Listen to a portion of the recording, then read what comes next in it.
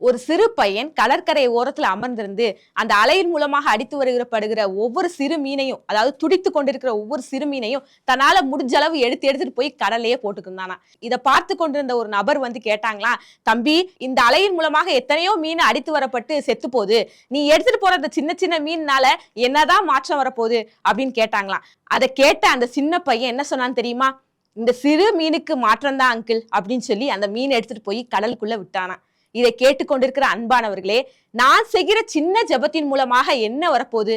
நான் செய்கிற சின்ன உதவியின் மூலமாக என்ன மாற்றம் வரப்போகுது? நான் செய்கிற சின்ன ஊழியத்தின் மூலமாக என்ன மாற்றம் வரப்போகுது அப்படின்னு நீங்க நினைக்கிறீங்களா?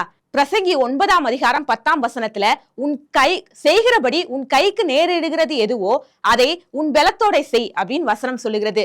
ஆண்டவர் நம்ம செய்யும்படி கொடுத்திருக்கிற எந்த செயலா இருந்தாலும் சரி, அது சின்ன செயலா இருந்தாலும் சரி, பெரிய செயலா இருந்தாலும் அதை நம்ம பலத்தோட செய்யும் போது ஆண்டவர் அதுல பெரிய மாற்றங்களை கொண்டு வர வல்லவராய் இருக்கிறார்.